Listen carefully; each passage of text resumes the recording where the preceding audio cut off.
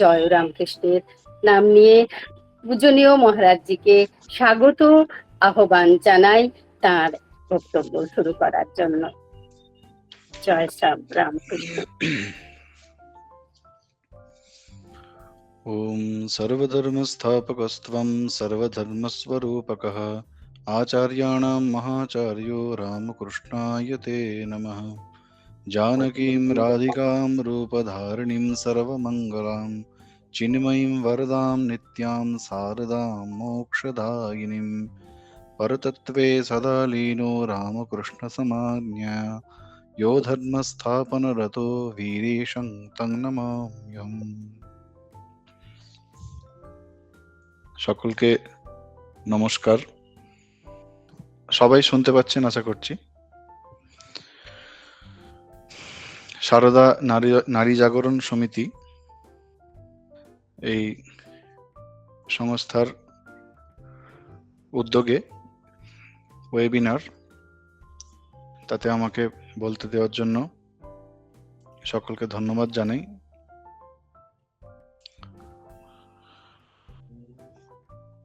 আমাদের আজকের যে বিষয়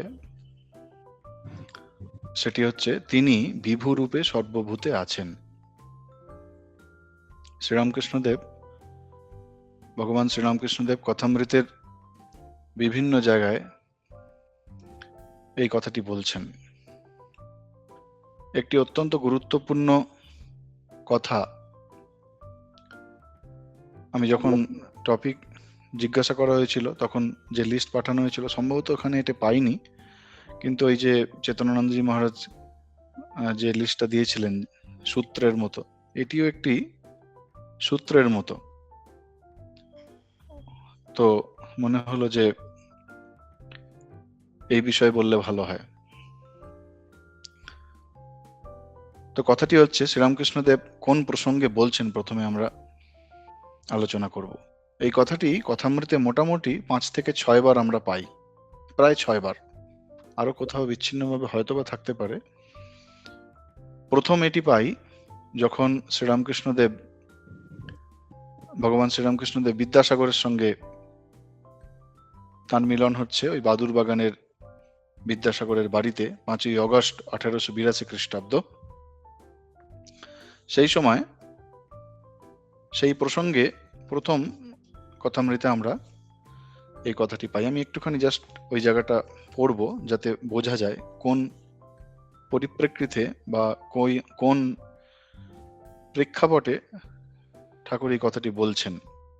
ঠাকুর বিদ্যাসাগরের সঙ্গে কথা বলার সময় যখন জ্ঞান, বিজ্ঞান, অদ্বৈতবাদ, বিশিষ্টাদ্বৈতবাদ এবং দ্বৈতবাদ এইসবের সমন্বয় করার উদ্দেশ্য নিয়ে বলছেন, সেখানে বিজ্ঞানীর লক্ষণ সব বলছেন। যে বিজ্ঞানী দেখেন যিনি ব্রহ্ম তিনি ভগবান, যিনি গুণাতীত তিনি সরৈশ্বর্যপূর্ণ ভগবান। এই জীবজগৎ, মন, বুদ্ধি, ভক্তি, জ্ঞান, বৈরাগ্য এ সবই তাঁর ঐশ্বর্য।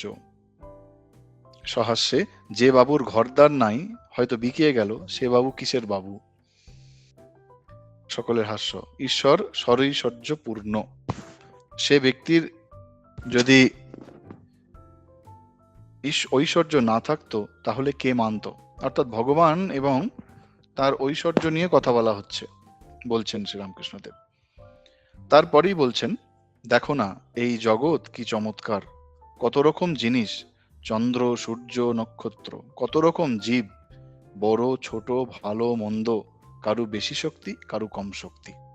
যখনই তিনি এরকম বলেছেন তখন বিদ্যাসাগর, যিনি কিনা এই মানুষের মধ্যে কম শক্তি বেশি শক্তি, কম সামর্থ্য বেশি সামর্থ্য এইটি খুব একটা মানতে পারতেন না, এবং কম সামর্থ্যের লোক, মানুষ যে কষ্ট পাচ্ছে, ভুগছে, কত রকম দুঃখ যন্ত্রণার মধ্য দিয়ে যাচ্ছেন। এবং বিদ্যাসাগরের জীবন যদি আমরা দেখি, ঈশ্বরচন্দ্র বিদ্যাসাগর তিনি ছিলেন দয়ার সাগর, ঠাকুরও বলছেন তাকে। সারা জীবন তিনি এত সেবা করেছেন, মানে তার তালিকা তৈরি করলেও শেষ করা যাবে না মনে হয়, আমরা জীবনীতে দেখি। সত্য সত্যি, মানে এটা এতটুকু বাড়িয়ে বলা নয়। কাকে সেবা করেননি, মানে সমাজের সর্বস্তরের মানুষের জন্য তিনি করেছেন। তো বিদ্যাসাগরের এই কথাটি একটু পছন্দ হয়নি, বা তার মনের মধ্যে একটা সংশয় জেগেছে। তিনি বলছেন, তিনি কি কারুকে, বিদ্যাসাগর বলছেন, তিনি কি কারুকে বেশি শক্তি, কারুকে কম শক্তি দিয়েছেন? শ্রীরামকৃষ্ণ বলছেন, আজকের আমাদের বিষয়টি, তিনি বিভু রূপে সর্বভূতে আছেন, পিঁপড়েতে পর্যন্ত, কিন্তু শক্তি বিশেষ। তা না হলে একজন লোকে 10 জনকে হারিয়ে দেয়, আবার কেউ একজনের কাছ থেকে পালায়। আর তা না হলে তোমাকেই বা সবাই মানে কেন? তোমার কি শিং বেরিয়েছে দুটো? সকলে হাসছেন। তোমার দয়া, তোমার বিদ্যা অন্যের চেয়ে, তাই তোমাকে লোকে মানে, দেখতে আসে। তুমি একথা মানো কিনা? বিদ্যাসাগর মৃদু মৃদু হাসিতেছেন। তো মূলত এই যে কেউ একজনে 10 জনকে হারিয়ে দেয়, বা কোনো একজন আরেকজনকে দেখে পালায়, অর্থাৎ শক্তির যে তারতম্য, সেই প্রসঙ্গে শ্রীরামকৃষ্ণদেব এই কথাটির উত্থাপন করছেন। পরবর্তীকালে আমরা আরো দেখি সুরেন্দ্রের ভবনে, সেখানে বিদ্যাধর বলে একজন উকিল, তাকেও শ্রীরামকৃষ্ণদেব এই একই কথা বলছেন। এবং শুধু তাই নয়,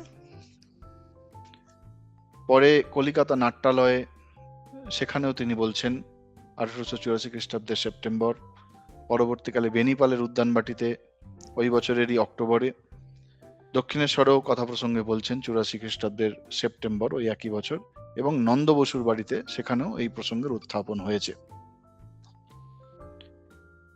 তো প্রশ্নটা মোটামুটি সব জায়গাতে একই রকম করা হয়েছে। বিদ্যাসাগর যে প্রশ্ন করছেন, তিনি কি কাউকে বেশি শক্তি দেন, কাউকে কি কম শক্তি দেন, কারুকে, ঠিক একই রকমের প্রশ্ন মোটামুটি সব জায়গাতে করা হয়েছে। নাট্যালয়ে যেখানে চৈতন্য লীলা দেখতে গেছেন, সেখানে চৈতন্য লীলা দেখার সময় বা দেখার মাঝে বা তারপরে কথা প্রসঙ্গে বলছেন যে হাজরা এখানকার মত উল্টে দিতে চায়। হাজরা লীলা মানে, কিন্তু নিত্যকে মানে না। তো সেই হাজরার মত খণ্ডন করছেন, সেই প্রসঙ্গে তিনি বলছেন।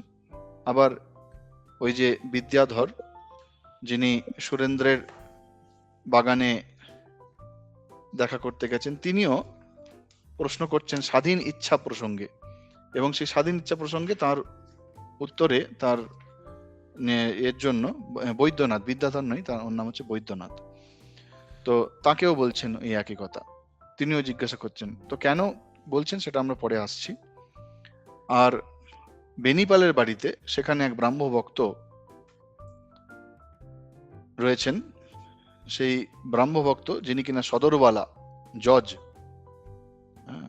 তিনি বলছেন, তিনি ওই একই প্রশ্ন করছেন যে তিনি কি কাউকে বেশি শক্তি দিয়েছেন। তিনিও জিজ্ঞাসা করছেন, তাহলে তো বৈষম্য দোষ হয়ে যাবে, পক্ষপাত দোষ হয়ে যাবে।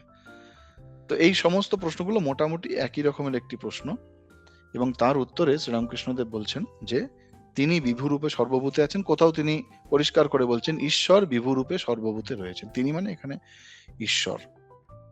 কিন্তু এই তারতম্য, কারোর বেশি, কারো কম শক্তি, কারো বেশি সামর্থ্য, কারো কম সামর্থ্য। তো এই প্রশ্নটি আজও কিন্তু রয়েছে। এমনকি এই প্রশ্ন একসময় স্বামীজির মনে উঠেছিল, যখন স্বামীজির পিতার দেহাবসান হয়, সেই সময়তেও কিন্তু এই প্রশ্ন উঠেছিল যে শিবের সংসারে অশিব কেন, তার মনে প্রশ্ন উঠেছিল। ভুবনেশ্বরী দেবীও তাকে ভৎসনা করেছিলেন, খুব তো ছোটবেলা থেকে ভগবান ভগবান করতিস, তা ভগবান কি করলে। তো স্বামীজির মতো পুরুষের জীবনেও কিন্তু এই প্রশ্ন উঠেছে, এই তারতম্য কেন।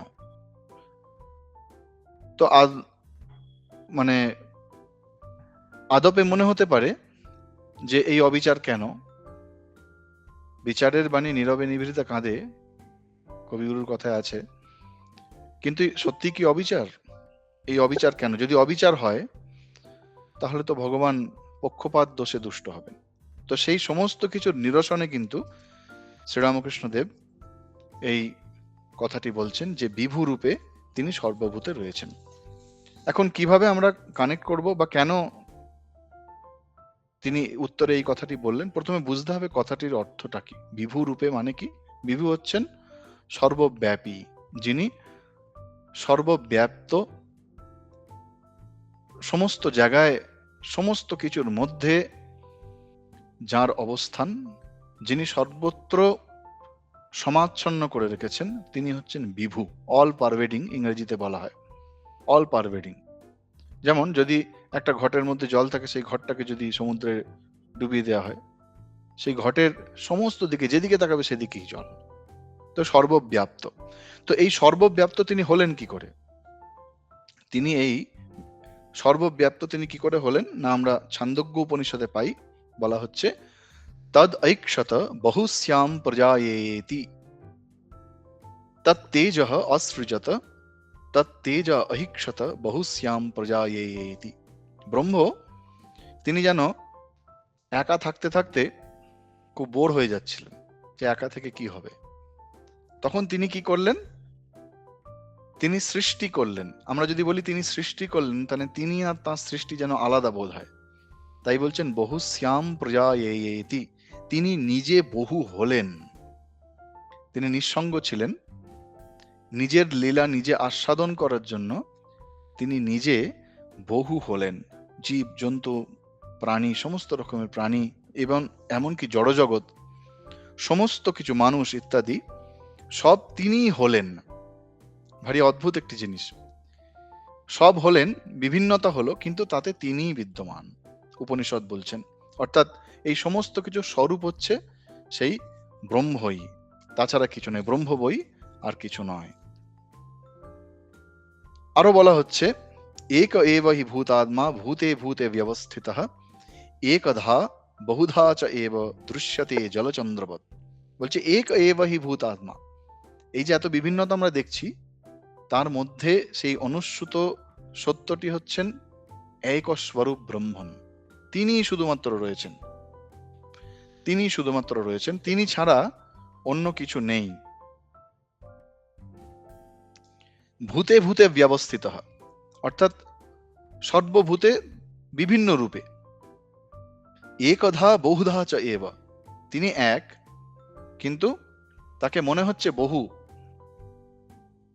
তিনি বহু রূপে প্রতিভাত হচ্ছেন। দৃশ্যতে জলচন্দ্রবৎ, খুব সুন্দর উদাহরণ দিচ্ছেন। দৃশ্যতে জলচন্দ্রবৎ, অর্থাৎ চন্দ্রের প্রতিবিম্ব বিভিন্ন জলাশয়ে বিভিন্ন রূপে পড়ে। একটা বাটিতে যদি জল থাকে তাতে খুব ছোট দেখাবে, একটা পুকুরে একটু বড়, নদীতে আরেকটু বড়, হ্রদে আরেকটু বড়, সমুদ্রে আরো বড়। সুতরাং যেমন যেমন আধার, সেই অনুযায়ী সেই সত্যরূপী চন্দ্র, তার প্রতিবিম্ব আমরা দেখি। কিন্তু বস্তুত চাঁদ কিন্তু একটি, তার প্রতিবিম্ব আধার অনুযায়ী বিভিন্নতা। সুতরাং এটি ওইভাবে যুক্ত করা হচ্ছে বা কানেক্ট করা হচ্ছে যে সেই সত্য ব্রহ্ম, যিনি পরমাত্মা, যিনি যিনি নিষ্ক্রিয় নির্বিকল্প, তিনি সবের মধ্যে রয়েছেন, অথচ বিভিন্ন রূপে রয়েছেন। শ্রীরামকৃষ্ণদেবের কথায় বালিশের খোল, খোলের মধ্যে অনেক রকমের জিনিস থাকতে পারে, কিন্তু দেখে মনে হচ্ছে একই রকম। বা চিনির রসের মিষ্টি, অনেক রকমের আঁকা থাকে, হাতি ঘোড়া এইসব আমরা দেখি, সন্দেশ টন্দেশ সব পাওয়া যায়, কিন্তু তার যে মূল যেটি, সেটি হচ্ছে চিনি, মিষ্টি। বিভিন্নতাটা, এখন দুটো জিনিসকে স্বীকার করতে হয়। একটা হয় বিভিন্নতাকে স্বীকার করো, যেটা ভক্ত করে। ভক্ত এই বিভিন্ন রূপটাকে ভগবানের ঐশ্বর্য রূপে স্বীকার করেন। আর জ্ঞানী তিনি এই বিভিন্ন রূপটাকে দেখেন না, তিনি ওই যে মিষ্টি পদার্থটি রয়েছে, তিনি ওই তার মূল উপাদানটিকে তিনি, অর্থাৎ তার স্বরূপ যেটি, যদি বলি এটা কি খাচ্ছি, না মিষ্টি খাচ্ছি, ঘোড়ারূপী মিষ্টি খাচ্ছি কি কি রূপী মিষ্টি খাচ্ছি আমরা বলি না, আমরা বলি মিষ্টি খাচ্ছি। কত রকমের তার আকৃতি রয়েছে, কত রকমের তার রং রয়েছে। আমরা কি বলি নাকি লাল রঙের মিষ্টি খাচ্ছি, সাদা রঙের মিষ্টি খাচ্ছি? হ্যাঁ, নাম আলাদা হতে পারে, কিন্তু এক কথায় যদি বলা হয় হ্যাঁ মিষ্টি খাচ্ছি। তো জ্ঞানী ওই স্বরূপটিকে গ্রহণ করে। এখন ঠাকুর শ্রীরামকৃষ্ণদেব কেন এই কথাটি বলছেন? না, সেই সত্য যিনি কিনা ব্রহ্ম, তিনি জগৎ রূপে বিভিন্ন বৈচিত্র্য রূপে তার প্রকাশ হচ্ছে। বিরাটের মধ্যে তার প্রকাশ বিরাট, ক্ষুদ্রের মধ্যে তার প্রকাশ ক্ষুদ্র, অল্পের মধ্যে তার প্রকাশ অল্প, আর বহু শক্তি বিশিষ্টর মধ্যে সেই শক্তির প্রকাশ বহু। এমনকি তিনি ওই কথার মধ্যে বলছেন, পিঁপড়ে টুকুর মধ্যেও এতটুকু পিঁপড়ে যার জীবন ক্ষণস্থায়ী, আমরা চলতে ফিরতে সব মারিয়ে চলে যাই, আমরা কাউন্টই করি না। একটা পিঁপড়ে মারা গেলে আমাদের মন খারাপ হয় নাকি? হয় না। পিঁপড়ে তো ছেড়ে দিই, কত ছোট ছোট পোকা মাকড় এসব আমরা মনেই করি না, কিন্তু তার মধ্যেও কিন্তু সেই শক্তি, অর্থাৎ সেই সত্য, যেটি পরম সত্য ব্রহ্ম, সেটি কিন্তু তার মধ্যেও রয়েছে। অর্থাৎ তার প্রাণী, জীবজগৎ, জড় এসবের মধ্যে থাকাটা কম বেশি রয়েছে, সংশয়টা এখানেই আসে। পাথর আদি, বাড়ি ঘরদর, এই সমস্ত যেগুলো জড় বস্তু, তার মধ্যে তার প্রকাশ একেবারে কম, মানুষের মধ্যে তার প্রকাশ সব থেকে বেশি। আবার অবতার আদি, যীশুখ্রিস্ট, চৈতন্য, বুদ্ধদেব, শ্রীরামকৃষ্ণদেব, স্বামীজি ইত্যাদি যারা অবতার আদি পুরুষ, মহাপুরুষ, আচার্য, তাদের মধ্যে তার প্রকাশ আরো বেশি, অবতারদের মধ্যে সব থেকে বেশি। তো শ্রীরামকৃষ্ণদেব কেন এই কথাটি বলতে চাইলেন? তিনি প্রথমে এই যে বৈচিত্র্যটিকে স্বীকার করার জন্য বলছেন, যে বৈচিত্র্যটা তো তুমি অস্বীকার করতে পারো না, কিন্তু এই বৈচিত্র্যের পিছনে যেটি মূল সত্তা রয়েছে, যেটি মূল সত্য রয়েছে, সেটি হচ্ছে ভগবান। আরেকটি কারণে কেন বললেন, হাজরা, আমরা জানি হাজরার চরিত্র, তিনি শুষ্ক জ্ঞানী টাইপের, মাঝে মাঝে শ্রীরামকৃষ্ণদেবের ভুল ধরতেন, আবার তারপরে তিনি সে মেনে নিতেন। তো সেই হাজরা চৈতন্য লীলা যখন শোনা হচ্ছে, সেই চৈতন্য লীলার ওখানে তিনি আছেন বা তার প্রসঙ্গ উঠেছে, সেখানে শ্রীরামকৃষ্ণদেব বলছেন যে শ্রী চৈতন্য চরিতামৃত শুনতে শুনতে হাজরা বলে, এসব শক্তির লীলা, বিভু এর ভিতর নাই। তাহলে হাজরা শক্তিকে স্বীকার করছেন, কিন্তু বিভুকে স্বীকার করছেন না। সেই মতটাকেও খণ্ডন করার দরকার ছিল। কেন? শ্রীরামকৃষ্ণদেব বলছেন, বিভু ছাড়া শক্তি কখনো হয়? এখানকার মত উল্টে দেবার চেষ্টা। হাজরা মাঝে মাঝে এরকম কাণ্ড করতেন, ঠাকুরের কথাটা ঠিক বিপরীত কথা পোষণ করে ঠাকুরের কাছে যারা আসতেন তাদেরকে বুঝিয়ে বাজিয়ে নিজের দিকে আনার চেষ্টা করতেন। শ্রীরামকৃষ্ণদেব তারপর বলছেন, আমি জানি ব্রহ্ম আর শক্তি অভেদ। এই কথাটি তো আমরা বহুবার কথামৃতে পেয়েছি। তো এটিও কিন্তু এই বিভু রূপে তিনি সর্বভূতে আছেন এর সঙ্গে যুক্ত। ঠাকুর বলছেন, আমি জানি ব্রহ্ম আর শক্তি অভেদ, যেমন জল আর জলের হিমবান হিম শক্তি, অগ্নি তার দাহিকা শক্তি, তিনি বিভু রূপে সর্বভূতে রয়েছেন। তবে কোনোখানে বেশি শক্তির, কোনোখানে কম শক্তির প্রকাশ। অর্থাৎ হাজরা মশাই তিনি লীলা মানছেন না, লীলা মানছেন কিন্তু নিত্য মানছেন না। শক্তিকে মানছেন মানে তিনি লীলাটা মানছেন, কিন্তু সেই শক্তির পিছনে যে সত্য রয়েছে, যে নিত্য অবস্থা রয়েছে, সেটিকে হাজরা মানছেন না। তিনি রিলেটিভিটিটাকে মানছেন, আপেক্ষিক জিনিসটাকে, কিন্তু যেটি অ্যাবসলিউট, অর্থাৎ যেটা একেবারে সর্বদা সত্য, শাশ্বত, যেটা ত্রিকাল অবাধিত, ত্রিকাল অবাধিত মানে অতীত, বর্তমান, ভবিষ্যৎ, সর্বক্ষণ তিনি বিরাজমান, সেইটিকে তিনি মানছেন না, যেটি কিনা সম্ভব নয়। নিত্যকে মানলে লীলাকে মানতে হয়, লীলাকে মানলে নিত্যকে মানতে হয়। কোনো দুটোর মধ্যে একটাকে মানলে চলবে না। যদি কেউ বলে না আমি নিত্যটাকে শুধুমাত্র মানি, লীলাটা মানি না, সেটিও চলবে না। লীলা হচ্ছে, বিভিন্নতা আছে, আমরা অনুভব করছি বিভিন্নতা আছে, সুতরাং সেটাকে স্বীকার করতে হয়। অর্থাৎ এই যেটি শক্তিমান, যার শক্তিতে শক্তিমান, অর্থাৎ যে নিত্য অবস্থা, সেইটি হচ্ছে জগতের অধিষ্ঠান। এই যে জগৎ আমরা দেখছি, এই জগতের অধিষ্ঠান হচ্ছেন ব্রহ্ম। সাবস্ট্রাটাম বলা হয় যেটাকে ইংরেজিতে, বা ফিলোসফি দর্শন শাস্ত্রে এটাকে গ্রাউন্ড বলা হয়। কিরকম অধিষ্ঠান? যেমন একটা টেবিল, টেবিলের ওপর একটা বই রয়েছে, বইটা তো টেবিল ছাড়া এমনি ভেসে থাকতে পারে না, কিন্তু এখানে বই আর টেবিল আলাদা। তো সেইভাবে উদাহরণ না দিয়ে যদি আমরা মনে করি সমুদ্র এবং তার ঢেউ, সমুদ্র এবং সমুদ্র ছাড়া কি আমরা ঢেউ কল্পনা করতে পারি? ঢেউ ছাড়া আবার সমুদ্র কল্পনা করতে পারি না। দুধ এবং দুধের ধবলত্ব, ঠাকুর অনেক উদাহরণ দিচ্ছেন।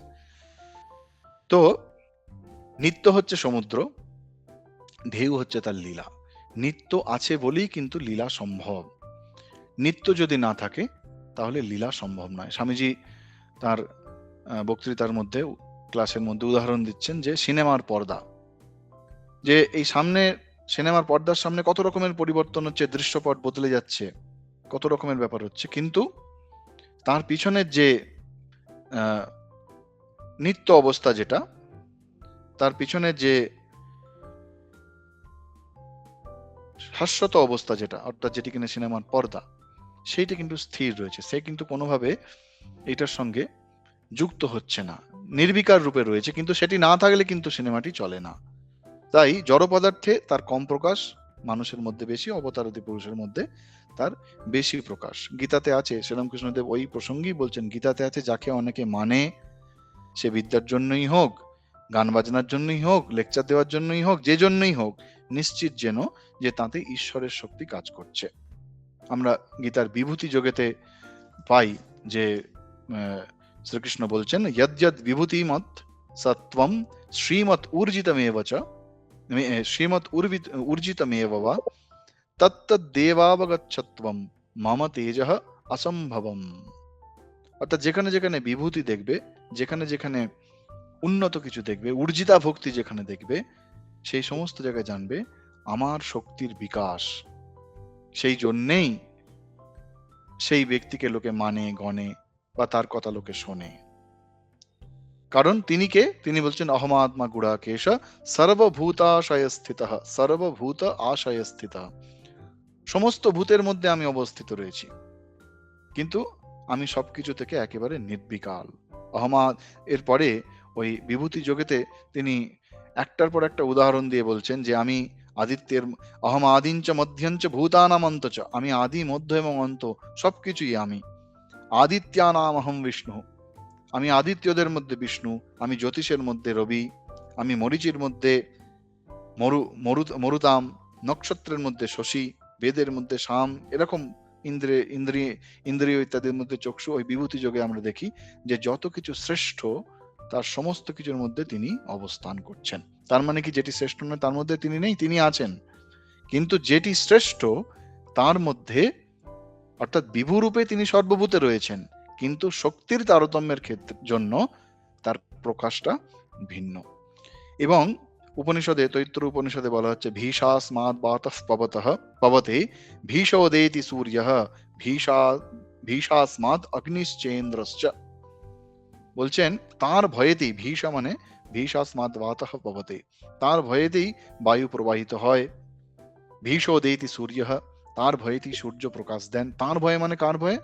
ওই পরমাত্মা পরব্রহ্ম, তার ভয়ে। ভয় মানে এখানে মানে এমন নয়, তবে এখানে শঙ্করাচার্য তার সাংকর ভাষ্যে বলছেন, যতঃ তে ভৃত্যা ইব রাজ্ঞঃ আসমাৎ ব্রহ্মণো ভয়েন প্রবর্তন্তে।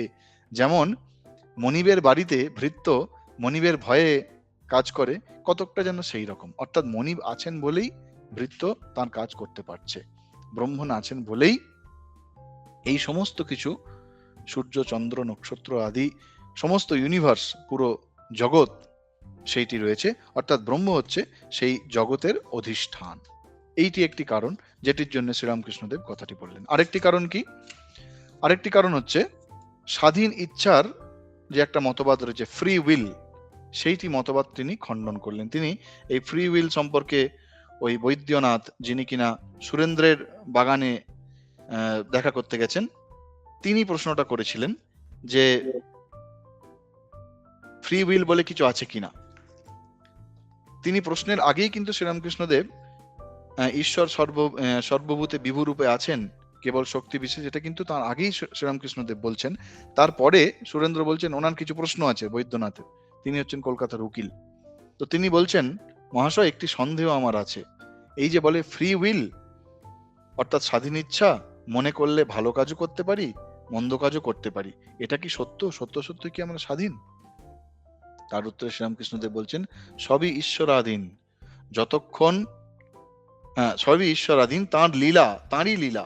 তিনি নানা জিনিস করেছেন, বড় ছোট, বড় বলবান দুর্বল, ভালো মন্দ, ভালো লোক মন্দ লোক, এসব তাঁর মায়া। যতক্ষণ ঈশ্বরকে লাভ না হয় ততক্ষণ মনে হয় আমরা স্বাধীন। ঈশ্বরকে লাভ হওয়া মানে কি? ওই বিভু রূপে তিনি যে সর্বভূতে আছেন, এইটি যতক্ষণ বোধে বোধ না হয় ততক্ষণ কিন্তু মনে হয় আমরা স্বাধীন। কেন মনে হয় আমরা স্বাধীন?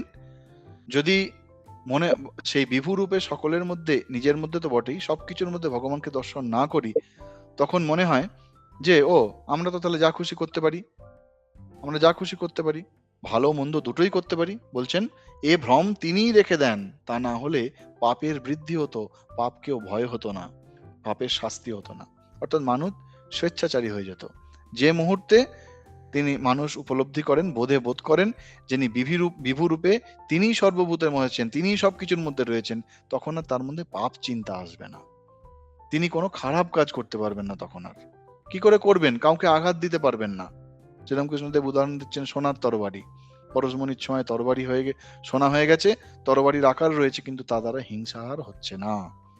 সুতরাং এই স্বাধীন ইচ্ছার যে মতবাদ রয়েছে, আজকের দিনেও কিন্তু এই স্বাধীন ফ্রি উইলের মতবাদ অনেক সব নতুন নতুন সংগঠিত মানুষ তারা কিন্তু এইটিকে প্রতিষ্ঠা করার চেষ্টা করে। কিন্তু শ্রীরামকৃষ্ণদেব তখনই খণ্ডন করেছেন, না, এই স্বাধীন ইচ্ছা বলে কিছু নেই, সবই তাঁর ইচ্ছা। সবই তাঁর ইচ্ছা। কেন? কারণ তিনিই তো সর্বভূতে রয়েছেন। পরে আমরা ওই প্রসঙ্গে আসবো যে তিনি বই আর কিছু নেই, তাহলে স্বাধীন ইচ্ছা কোথা থেকে আসবে না। এরপরে আরেকটি গুরুত্বপূর্ণ কারণে শ্রীরামকৃষ্ণদেব বলছেন, সেটি হচ্ছে বৈষম্য দোষ। যখন বিদ্যাসাগর জিজ্ঞাসা করছেন তাহলে কি তিনি কাউকে কম শক্তি, কাউকে বেশি শক্তি দিয়েছেন?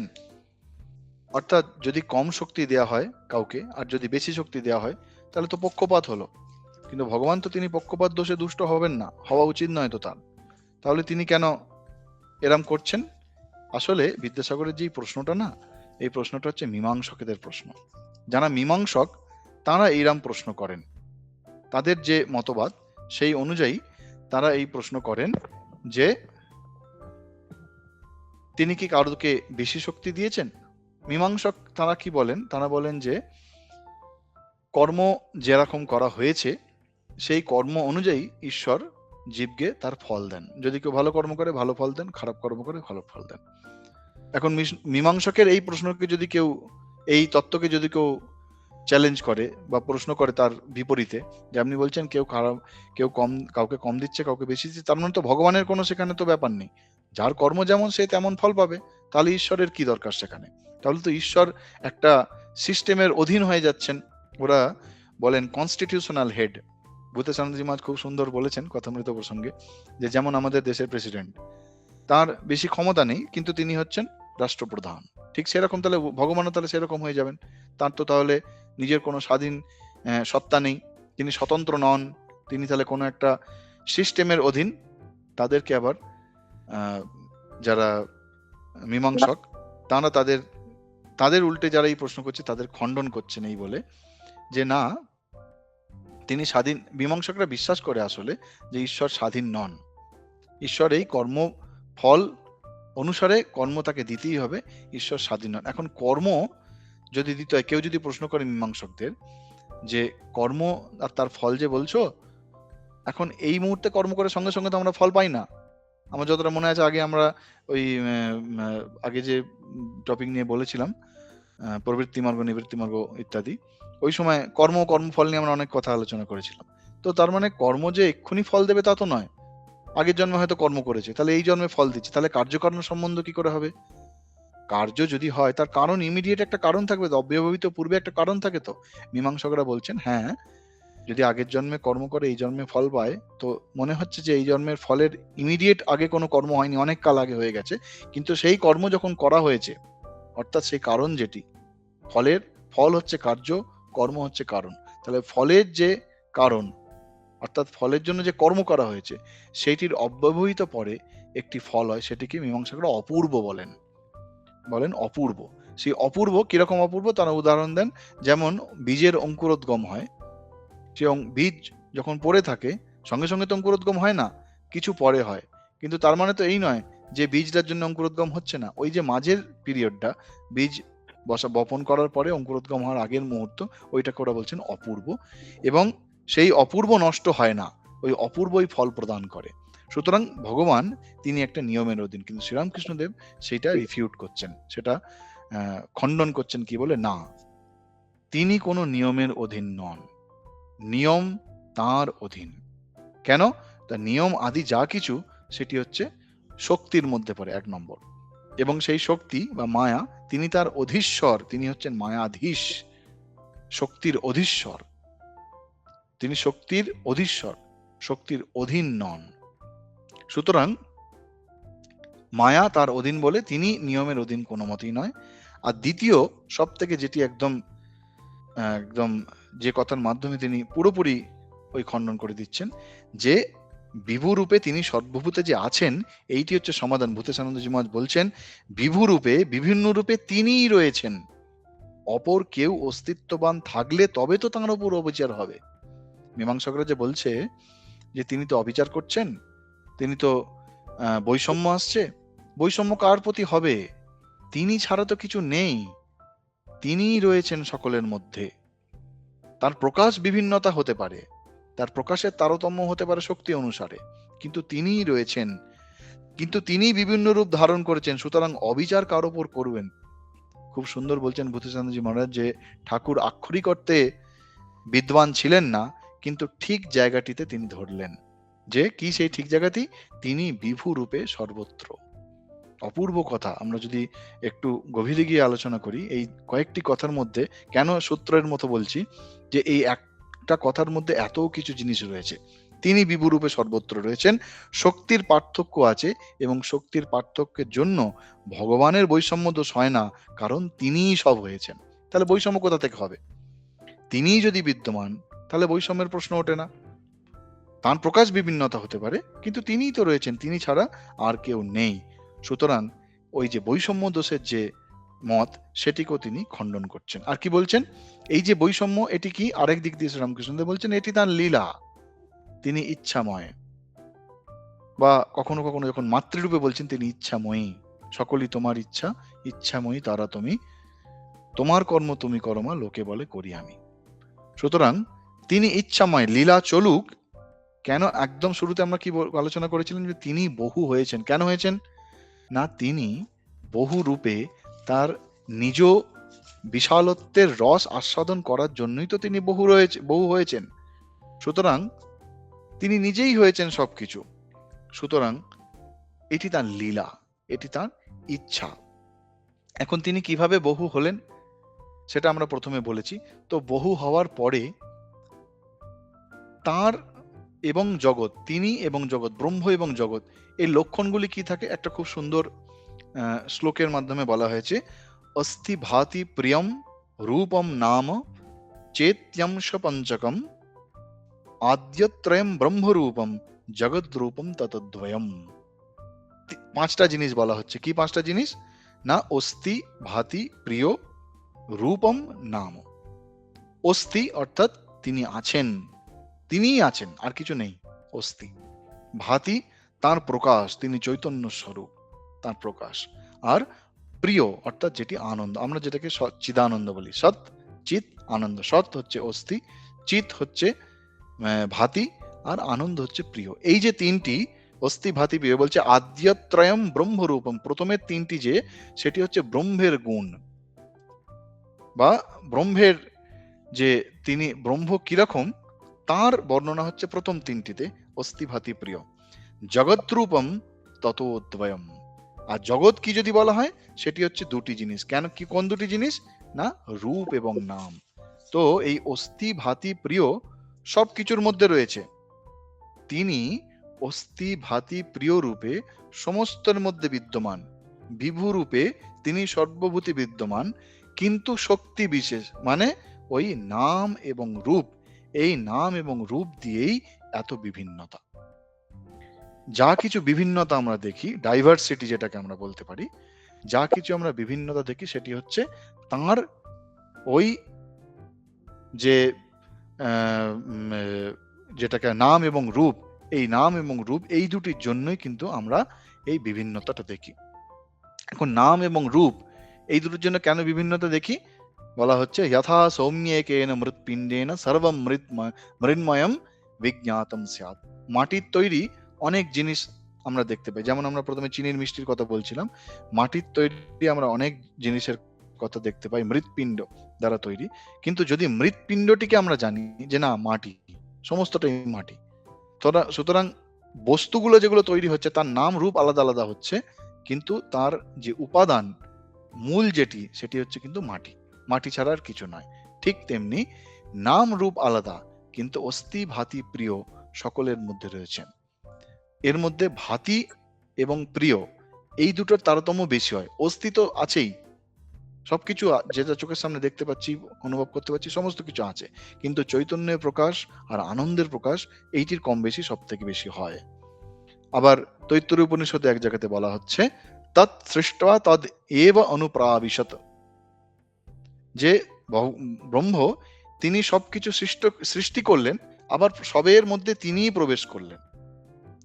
অর্থাৎ যে সৃষ্টি হয়েছে তার উপাদান কারণ এবং নিমিত্ত কারণ। উপাদান কারণ নিমিত্ত কারণ কি? ধরা যাক একটি বাড়ি তৈরি হয়েছে, তো সেই বাড়ির উপাদান কি কি? না ইট, সিমেন্ট, বালি, বিভিন্ন রকমের যন্ত্রপাতি ইত্যাদি, এগুলো হচ্ছে উপাদান কারণ। আর নিমিত্ত কারণ কি? না যিনি রাজমিস্ত্রি তিনি হচ্ছেন নিমিত্ত কারণ। তো এক্ষেত্রে উপাদান কারণ আর নিমিত্ত কারণ দুটি কিন্তু আলাদা। মিস্ত্রি আর বাড়ি তো এক নয়, দুটো আলাদা জিনিস। কিন্তু সৃষ্টি এবং ব্রহ্ম এই দুটিকে যদি আমরা অ্যানালিসিস করি, তাহলে বলা হচ্ছে যে তিনি নিজে সৃষ্টি করে আবার সেই সৃষ্টির মধ্যেই তিনি প্রবিষ্ট হলেন। অর্থাৎ নিমিত্ত কারণ এবং উপাদান কারণ দুটি ব্রহ্ম। এটি একটি দিক। আরেকটি দিক হচ্ছে সে এইখান থেকেই বলা হচ্ছে যে এই জগৎ সেটি ব্রহ্ম ছাড়া নয়, ব্রহ্ম হচ্ছেন অধিষ্ঠান, তার উপরেই জগৎ অধিষ্ঠিত, তার উপরেই জগৎ প্রতিষ্ঠিত, জগতের কোনো আলাদা সত্তা নেই। আমরা মায়ার মধ্যে আছি বলে আমরা জগৎকে বিভিন্ন রূপে দেখছি, আমরা জগৎকে বিভিন্ন রূপে অনুভব করছি, কিন্তু যিনি ব্রহ্মজ্ঞানী, যিনি সেই বিভুরূপে সর্বত্র মধ্যে যে বিভুরূপে তিনি রয়েছেন সেটি অনুভব করেছেন, তিনি কিন্তু এই জগৎ দেখছেন না, জগৎকে জগৎ রূপে দেখছেন না। আমরা যে বলি না ব্রহ্ম সত্য জগৎ মিথ্যা, ব্রহ্ম সত্যম জগৎ মিথ্যা, এই জগৎ মিথ্যা কথাটি কিন্তু বুঝতে হবে একটু। জগৎ মিথ্যা মানে অলিক নয়। আমরা যেমন বলি আকাশ, আকাশ কুসুম, খ পুষ্পবৎ শাস্ত্রে বলা হয়, যেটিকে আমরা বাংলায় আকাশ কুসুম বলি। আকাশে আবার ফুল ফোটে নাকি? ফুল ফোটে না, সেটি অলিক কল্পনা। তারপর বন্ধ্যা পুত্র আমরা বলি, আরে বন্ধ্যা মানে যার পুত্র হয়নি তাকেই বন্ধ্যা বলা হয়, তার আবার পুত্র কি করে হবে? সুতরাং এটি অলিক। কিন্তু এই জগৎ মিথ্যা এটা কিন্তু অলিক নয়। কেন অলিক নয়? আমরা জগৎকে অনুভব করছি, প্রত্যেক মুহূর্তে আমরা জগৎকে অনুভব করছি, প্রত্যেক মুহূর্তে আমরা সেই জগতের মধ্যে প্রত্যেকটি জিনিসের মধ্য দিয়ে আমরা বোধ করতে পারছি, সেটি ইন্দ্রিয়গ্রাহ্য আমরা বুঝতে পারছি, সুতরাং অলিক নয়। মিথ্যা মানে হচ্ছে ওই ব্রহ্মরূপে সত্য, জগৎ রূপে মিথ্যা। এটিও খুব গুরুত্বপূর্ণ একটি পয়েন্ট, যে এই জগৎ জগৎ রূপে সত্য নয়, এই জগৎ ব্রহ্মরূপে সত্য। ওই বিভু যিনি কিনা সর্বব্যাপী, তিনিই ব্যাপ্তর হয়ে রয়েছেন, কিন্তু আমরা আমাদের অজ্ঞানতার জন্য আমরা সেই বিভুকে অনুভব করতে পারছি না, বোধে বোধ করতে পারছি না। এটি খুব অপূর্ব কথা। আরেকটি বোধে বোধ, এই বোধে বোধ দিয়ে একটা লেকচার হয়ে যাবে এমন। ঠাকুরের স্বামীজি বলছেন যে শ্রীরামকৃষ্ণদেবের এক একটি কথাতে মানে ঝুড়ি ঝুড়ি বই লেখা যায়। তো সেই রকমই বোধে বোধ, বোধে বোধ করা মানে কি? খুব ছোট্ট করে বলি, বোধে বোধ মানে আমরা যখন কোনো জিনিসকে জানি তখন সেই বিষয়টি আমাদের জানার বিষয় হয়।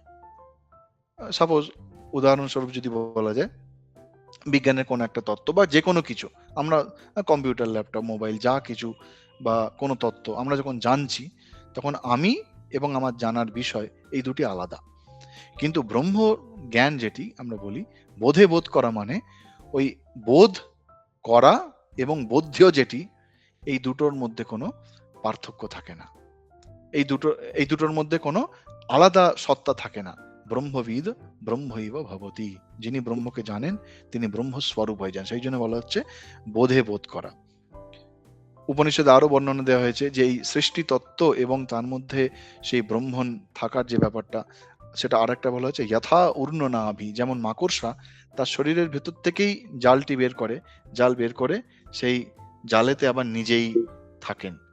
তো এই সেই দিক থেকেও আবার বলা, আরেকটি উদাহরণ দিয়ে বলা যায় যে তিনি এই সৃষ্টি করে তার মধ্যে তিনিই রয়েছেন। তুরীয়ানন্দজি মহারাজ খুব বেদান্ত চর্চা করতেন। শ্রীরামকৃষ্ণদেব একদিন বলছেন তোর বেদান্তে আছেটা কি? অস্থি ভাতি প্রিয়, এই তিনটেই তো জিনিস আছে। অস্থি, তিনি সদরূপে সর্বত্র বর্তমান। ভাতি, তিনিই প্রকাশিত হচ্ছেন।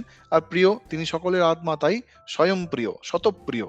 এই তিনটি কথা ছাড়া সমগ্র বেদান্তের মধ্যে আর আছে কি? প্রকৃতপক্ষে শাস্ত্রের যে এত বিভিন্নতা আমরা দেখে মাথা ঘুরে যায় আমাদের, কিন্তু এই তত্ত্বটিকে বিভিন্নভাবে বিভিন্ন মানুষের প্রয়োজন অনুসারে তাকে বোঝানো হয়েছে। সেই জন্য শ্রীরামকৃষ্ণদেব বলছেন তিনিই আছেন, তিনি ছাড়া আর কিছু নেই। যিনি জ্ঞানীর ব্রহ্ম, তিনি হচ্ছেন ভক্তের ভগবান। ভক্ত তিনি বৈচিত্র্যকে অ্যাকসেপ্ট করেন, এই যে বিভিন্নতা, সেটিকে ভগবানের লীলা হিসেবে গ্রহণ করে।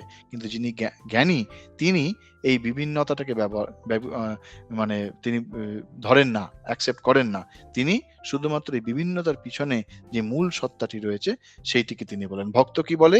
যাহা যাহা নেত্র পড়ে তাহা তাহা কৃষ্ণ স্ফুরে, চৈতন্য চরিতামৃততে আছে। যেখানে যেখানে দেখছি সবকিছুর মধ্যে সেই শ্রীকৃষ্ণকে দেখছি। জ্ঞানী কি দেখেন? জ্ঞানী সেই সকলের মধ্যে বিভিন্নতার পিছনে যে পরম সত্যটি রয়েছে সেইটিকে দেখেন, অর্থাৎ যিনি অদ্বৈত বুদ্ধিতে। আবার বিশিষ্টাদ্বৈত, তিনি দেখেন এই সমগ্র, যেটি পুরোটি যদি ভগবান হয়, যদি ব্রহ্ম নয়, তার অংশ বিশেষ হচ্ছে আমরা। সুতরাং আমরা হচ্ছি, তিনি হচ্ছেন পূর্ণ, আমরা হচ্ছি তার অংশ বিশেষ। জ্ঞানী সেই অপরিচ্ছিন্ন সত্তাকে গ্রহণ করেন।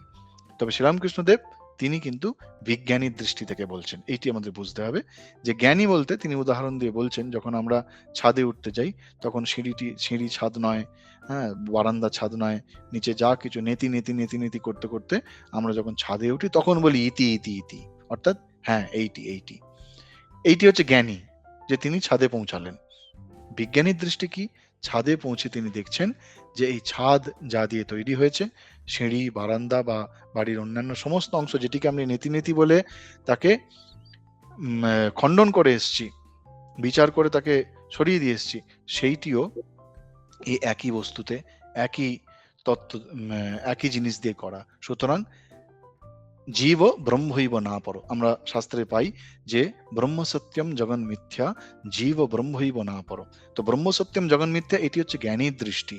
তিনি জগৎকে মিথ্যা বলছেন। কেন না? জগতের পেছনের যে অপরিচ্ছিন্ন সত্তা, যেটির কোনো পরিবর্তন হয় না, তিনি সেটিকে গ্রহণ করছেন। কিন্তু বিজ্ঞানী তিনি বলছেন হ্যাঁ, ব্রহ্ম সত্যম জগন মিথ্যা, জীব ব্রহ্মৈব না পরো। জীব ব্রহ্ম ছাড়া তিনি কিছু নন, তিনি ব্রহ্মই আছেন। জীব বলে আলাদা কিছু নেই, আলাদা শুধু আমরা বুঝছি তার ওই শক্তির তারতম্যের জন্য শক্তি বিশেষ বলে। শ্রীরামকৃষ্ণদেব বলছেন এই তুলনা করে বলছেন যে স্বামীজি গাইতেন ঠাকুরের সামনে গিয়ে যে জো কুছ হ্যায় সো তুহি হ্যায়, সবকিছুর মধ্যে তিনিই রয়েছেন। তিনি বলছেন জ্ঞানীর পথপথ, জ্ঞান ভক্তির পথপথ, আবার ভক্তির পথপথ। তিনি তিনটি পথের মধ্যে সমন্বয় করেছেন। যে জ্ঞানী যে বলছেন যে না এই জগৎ মিথ্যা, হ্যাঁ ওটিও পথ। জ্ঞান ভক্তি মানে কি? জ্ঞান মিশ্র ভক্তি। জ্ঞান মিশ্র ভক্তির যে পথ, জ্ঞান মিশ্র ভক্তি আসলে আমাদের সবাই সবসময় আমাদের বলা হয় যে জ্ঞান মিশ্র ভক্তি, শুধুমাত্র ভক্তি না, তার সঙ্গে একটু জ্ঞান, একটু বিচার করতে হবে, তা না হলে সেই ভক্তি দৃঢ় হয় না। জ্ঞান মিশ্র ভক্তি বা ভক্তি পথ, এই সবকিছুই পথ। সুতরাং সবকিছুর মধ্যে তিনি। অধ্যাত্ম রামায়ণে রয়েছে, যখন শ্রীরামচন্দ্র তিনি, তার প্রচন্ড বৈরাগ্য হয়েছে, তিনি সংসার ত্যাগ করে তপস্যা করতে যাবেন বলছেন। শ্রীরামচন্দ্র যদি তপস্যা করতে যায় তাহলে রাবণকে কে বধ করবে? বধ হবে না। তখন বশিষ্ঠ মুনি অনেক বোঝালেন, শ্রীরামচন্দ্র কিছুতেই বুঝছেন না। তখন বলছেন, শ্রীরাম তুমি বিচার করে আমাকে দেখাও তো যে এই সংসার তিনি ছাড়া নন। তখন শ্রীরামচন্দ্র দেখছেন তাই তো, সেই ব্রহ্ম, সেই যেটি অপরিচ্ছন্ন সত্তা, সেটিই তো জগৎ রূপে আমার সামনে, সংসার রূপে আমার সামনে রয়েছে। সুতরাং তিনি তখন চুপ করে রইলেন, অর্থাৎ বশিষ্ঠের কথা তিনি মেনে নিলেন। সুতরাং শক্তিকে মানতে হয়। এই যে সংসারের মধ্যেও তিনি রয়েছেন, কি রূপে রয়েছেন?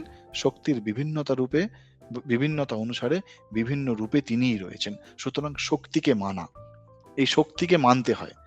বিদ্যাসাগর তিনি শক্তিকে মানতেন না, তিনি ভাবতেন কেন এরম তারতম্য। তারতম্যের কারণ এটি যে তিনিই আছেন কিন্তু শক্তি বিশেষ। আমরা জানি শক্তি মানতেন না। শঙ্করাচার্যের জীবনে কাশীতে, বারাণসীতে ঘটনা ঘটেছিল যে তিনি একটি ওই গলির কাছে দাঁড়িয়ে আছেন, গঙ্গা স্নানে যাবেন। এক ভদ্রমহিলা একটি মৃতদেহকে এমন ভাবে রেখেছে যে সেটিকে পার হয়ে যাওয়া যাচ্ছে না। তো তিনি বলছেন যে আপনি একটু সরান মৃতদেহটা, আমি যাব। বলে আপনি বলুন না, আপনি মৃতদেহটাকে বলুন না সরে যেতে। বলছে মৃতদেহটাকে সরে যেতে কি করে বলবো, ওটা তো মৃতদেহ, সরবে কি করে? বলছে কেন? আপনিই তো বলেন। ব্রহ্মণ আছে, শক্তিকে তো মানেন না। শঙ্করাচার্য শক্তিকে মানতেন না, তিনি শুধু ব্রহ্মণকে মানতেন। আপনিই তো বলেন ব্রহ্মণই সত্য, শক্তি বলে কিছু নেই, তাহলে বলুন যদি কিছু নেই তাহলে সরবে না কেন? তখন শঙ্করাচার্য বুঝতে পারলেন যে হ্যাঁ, শক্তি আছে, শক্তি ছাড়া হয় না। আসলে মা স্বয়ং এসেছিলেন, এসে শঙ্করাচার্যকে ওই শক্তির যে তাৎপর্য সেটি বুঝিয়েছিলেন। পরবর্তীকালে শঙ্করাচার্য কত সুন্দর সুন্দর সব স্তোত্র মায়ের ওপর রচনা করেছেন, দেবীর ওপর রচনা করেছেন, এগুলো সব এই ঘটনার পরে। আরেকটি ঘটনা আমরা জানি খুব প্রসিদ্ধ, আমরা জানালাম কৃষ্ণ ভক্ত মন্ডলীর মধ্যে জানি, সেটি হচ্ছে তোতাপুরীর জীবনের ঘটনা। তোতাপুরী তিনি শ্রীরামকৃষ্ণদেবের সন্ন্যাস গুরু, তিনি নির্বিকল্প সমাধি লাভ করেছেন।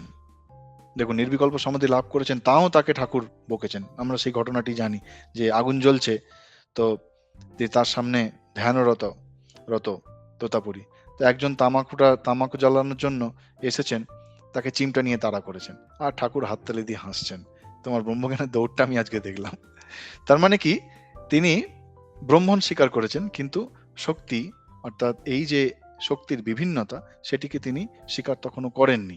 সেই জন্য তার যে ব্যক্তি আসছেন, যদি তিনি সর্বভূতে ব্রহ্মকে দেখেন, তাহলে সেই ব্যক্তির পিছনে ছুটে যাবেন কেন? ছুটে যাবেন না তো। তিনি তো পাওয়ারি বাবার মতো হওয়ার কথা, যে চুরি করতে এসেছে, রুটি নিয়ে চলে গেছে, পাওয়ারি বাবা ঘি নিয়ে তার পেছনে ছুটছেন, আরে রুটিটা নিয়ে গেলে ঘিটা নিয়ে যা, ঘির মাখিয়ে খেতে ভালো লাগবে। তো পরে যখন দেখা যাচ্ছে যে তোতাপুরীর একবার খুব শরীর খারাপ হলো, রক্ত আমাশা হলো, কিছুতেই শরীর থেকে মন উঠিয়ে সমাধিতে কিছুতেই তিনি ধ্যানে মন স্থির করতে পারছেন না, তিনি খুব কষ্ট হচ্ছে তার। তখন একদম বললেন, দূর, এইরকম শরীর রেখে দিয়ে কি হবে, তার থেকে বরঞ্চ শরীরটাকে শেষ করে দিই বলে গঙ্গায় নামলেন। আর দেখছেন যতদূর নামছেন গঙ্গার জল হাঁটুর উপরে, আর গঙ্গার জল উঠল না, প্রায় গঙ্গা পেরিয়ে চলে গেলেন। তখন তিনি দেখছেন সর্বত্র সেই মা, সেই দেবী শক্তি, সেই মাতৃশক্তি, অর্থাৎ ব্রহ্মের যে শক্তি, সেই শক্তি সর্বদা পরিব্যাপ্ত হয়ে রয়েছে। তখন তিনি শক্তিকে মানলেন। পরবর্তীকালে তিনি চলে যাচ্ছেন। সেই জন্য লীলা প্রসঙ্গে শারদানন্দজি মহারাজ বলছেন যে যারা শ্রীরামকৃষ্ণদেবকে তপস্যায় সাহায্য করার জন্য গুরুরূপে এসেছিলেন, তারা তাদের জীবনে, তাদের সাধন জীবনেরই কোনো এক বিশেষ বাধা তারা নিজেরা দূর করে তাদের নিজেদের সাধন জীবনকে তারা সফল করতে পেরেছেন শ্রীরামকৃষ্ণের সাহায্যে। সেই জন্য শ্রীরামকৃষ্ণদেবের সাধন জীবনের মধ্যেও তার সাধক ভাব এবং গুরু ভাব দুটো প্রকাশ। সেই জন্য দেখবেন সাধক ভাবের যে পুরো ঘটনাগুলির পরে যখন আবার গুরু ভাব শুরু হচ্ছে, সেই গুরু ভাবের মধ্যেও কিন্তু সাধক ভাবের বহু কথা রয়েছে, সাধন জীবনের বহু কথা রয়েছে। অবতার হচ্ছেন এইরকম, তিনি সাধন করেছেন আমাদের জন্য, এক নম্বর। দ্বিতীয়ত, তিনি সাধন করার সময় তো যাকে তিনি গুরুরূপে গ্রহণ করেছেন, তার সাধন জীবনের বাধাও তিনি সরিয়ে দিচ্ছেন। এটি শুধুমাত্র অবতার পুরুষই পারে, অন্য কেউ পারে না। তো এই শক্তি বিশেষ, এই শক্তির বিভিন্নতার জন্যই মানুষের মধ্যে প্রভেদ, একজন মানুষ বেশি বলবান, একজন মানুষ কম বলবান। সুতরাং মানুষের মধ্যে যেমন বেশি, আবার অবতারাদি পুরুষের মধ্যে এই শক্তির প্রকাশ সব থেকে বেশি। আমরা যদি যীশু খ্রিস্টের জীবন দেখি, তিনি একজন দরিদ্র ব্যক্তি, তার কয়েকজন ওই শিষ্য ছিল, মাত্র কয়েকজন হাতে গোনা, কত নির্যাতন করেছে, শেষে ক্রুশবিদ্ধ হয়ে শরীর চলে গেল তার। কিন্তু আজকে সারা জগৎ তার পদতলে ধরতে গেলে আছে। স্বামীজির জীবনেও আমরা দেখি, স্বামীজি যখন এতে যাচ্ছেন, আমেরিকা যখন যাচ্ছেন, সেই আমেরিকার যাওয়ার আগে অবধি তিনি একজন অজ্ঞাত কুলশীল, তাকে কেউ জানে না। অথচ যখন তিনি সেই শিকাগোর সভাতে তিনি যখন বক্তৃতা দিয়ে বিখ্যাত হলেন, এক দিনের মধ্যে, এক রাতের মধ্যে তিনি বিখ্যাত হয়ে গেলেন। তিনি, স্বামীজি এক সময় বলেছিলেন, আমার পিছনে এমন একটি শক্তি দেখতে পাই যার ক্ষমতা মানুষ বা অন্য যে কোনো থেকে অনেক বেশি। কি সেই ক্ষমতা? সেই ক্ষমতাকে যদি আমরা শ্রীরামকৃষ্ণ বলি, কে সেই শ্রীরামকৃষ্ণদেব? তিনি হচ্ছেন সেই ব্রহ্ম, তুমি ব্রহ্ম রামকৃষ্ণ, তুমি কৃষ্ণ তুমি রাম। তিনি শক্তি রূপে স্বামীজিকে সর্বদা শক্তি জুগিয়েছেন, এবং সেই শক্তির জোরেতেই স্বামীজি আজ সারা পৃথিবীকে তোলপাড় করে দিয়েছেন। তিনি বলতেন, আমি একদিন বোমার মতো ফেটে পড়বো। সত্যি তিনি এমন বোমার মতো ফেটে পড়লেন যে সমগ্র পৃথিবীকে তিনি একদম সেই ভাবেতে ম্লান করে দিলেন। সকলে সেই ভাব আজকে ধীরে ধীরে গ্রহণ করছে। এই যে ধীরে ধীরে গ্রহণ করছে কেন? সবাই চট করে গ্রহণ করতে পারে না, ওই শক্তির তারতম্য, সেই শক্তির প্রকাশ, সেই সত্য রয়েছেন, সেই অবিচ্ছিন্ন যে সত্তা সকলের মধ্যে, সবকিছুর মধ্যে রয়েছেন, কিন্তু তবুও সেই প্রকাশ বিভিন্নতার জন্য তাদের বোধ শক্তির বিকাশও ঘটেছে বিভিন্ন রূপে। আমরা শ্রীরামকৃষ্ণ দেবের জানি যে যখন একবার শ্রীরামকৃষ্ণদেব ওই বৈষ্ণব মতের সাধন ইত্যাদি নিয়ে কথা হচ্ছিল, সেখানে জীবে দয়া বারবার বলা হচ্ছে, তখন বললেন জীবে দয়া, দয়া করবে তুই কে? জীবে দয়া নয়, জীব সেবা। কোন পরিপ্রেক্ষিতে থেকে বলছেন? কারণ জীব, প্রকৃতপক্ষে জীব আমাদের জন্য জীব, কিন্তু তিনি তার জন্য তো জীব নয়। সেই তার মধ্যে, জীবের মধ্যে সেই সত্তা, সেই বিভুরূপে তিনিই তো বর্তমান। সুতরাং তিনি যদি বর্তমান হয়, তাকে তাকে আমি দয়া করতে পারি? আমার মধ্যেও যিনি রয়েছেন, সকলের মধ্যে তিনি রয়েছেন, তাকে আমি দয়া করব কি করে? দয়া নয়, সেই জন্য সেবা। এই যে জীব দয়া নয় সেবা, এই ভাবের পিছনেও কিন্তু এই মহৎ তত্ত্বটি রয়েছে, যে সকলের মধ্যে তিনিই বিদ্যমান। সুতরাং কাকে কে দয়া করবে? দয়া আমরা করতে পারি না, আমরা সেবা করতে পারি। এইটি হচ্ছে বিজ্ঞানী দৃষ্টি। শ্রীরামকৃষ্ণদেব বারবার কথামৃততে এই বিজ্ঞানী দৃষ্টির কথা বলেছেন, যে জ্ঞানী দৃষ্টি হলে জগৎটার কোনো, যে যিনি জ্ঞানী, ওই জন্য জ্ঞানীকে শুষ্ক কেন বলা হয়? তিনি বলছেন জগৎ মিথ্যা, সুতরাং জগৎ ছেড়ে দিয়ে চুপচাপ চোখ বন্ধ করে গিয়ে হিমালয়ে বসে রইলেন। নিশ্চয়ই তিনি সেই আত্মানন্দ তিনি অনুভব করছেন, তিনি ব্রহ্মানন্দ অনুভব করছেন, কিন্তু তাতে সমাজের কি গেল এলো, তাতে জগতের কি গেল এলো? তিনি যদি সেই জ্ঞানটিকে আশ্রয় করে, অর্থাৎ তিনি সর্বভূতে বিভুরূপে সকলের মধ্যে বিদ্যমান, তিনি সেই বোধ থেকে যদি জীবনযাপন করেন, তবে তো দেশের সমাজের কিছু উপকার হলো। এইটি হচ্ছে স্বামীজির প্র্যাকটিক্যাল বেদান্ত, কর্মে ফলিত বেদান্ত যেটি, সেটি হচ্ছে এইটি। বা শ্রী শ্রী মায়ের জীবনেও যদি আমরা দেখি, তিনি এত কিছু কি করে করছেন, তিনি মা যেভাবে সেবা করেছেন, আমরা যদি মায়ের জীবনী বা তার যে শ্রী শ্রী মায়ের পদপ্রান্তে বা মায়ের কথাতে তার এক একটা ঘটনা নিয়ে যদি আমরা ভাবি, সাধারণ মানুষের পক্ষে সম্ভব নয়, আমরা নিশ্চয়ই এটা স্বীকার করে নিচ্ছি, সম্ভব নয়। কিন্তু কোন দৃষ্টি নিয়ে তিনি করছেন? প্রথম কথা একটি, তিনি তো হচ্ছেন জগৎ জননী। তিনি হচ্ছেন যে এই নতুন শ্রী শ্রী মায়ের পদপ্রান্তে নতুন খণ্ড যেটি বেরিয়েছে, পঞ্চম খণ্ড, সেখানে আরো সব এমন সব রিভিলিং ফ্যাক্ট রয়েছে যে মা এরম নিজের সম্বন্ধে কখনো এরম আগে আমরা শুনিনি কখনো। হ্যাঁ, ওই ভাস্কর আনন্দজি মহারাজের এতে মনে হয় রয়েছে, যে বলছেন আমার থেকেই জগৎ সৃষ্টি হয়েছেন, আমি রামকৃষ্ণ, এরকম সব মানে অনেক নতুন নতুন আমরা মায়ের কথা পাই। তো একটা দিক থেকে তো তিনি নিশ্চয়ই, তিনি হচ্ছেন জগৎ জননী, তিনি সকলের প্রতি তার তিনি মাতৃভাবে সকলকে তার সন্তান রূপে করছেন, সেটি তো একটি দিক। আরেকটি দিক কিন্তু এইটি, যেটি ওই অদ্বৈত জ্ঞান আঁচলে বেঁধে যা খুশি করো। কি সেই অদ্বৈত জ্ঞান? না, সেই সকলের মধ্যে বিভু রূপে তিনিই বর্তমান রয়েছেন, তার প্রকাশের বিভিন্নতা রয়েছে, কিন্তু তার বলে তার মধ্যে সেই ভগবানের প্রকাশ নেই, এটি আমরা বলতে পারি না।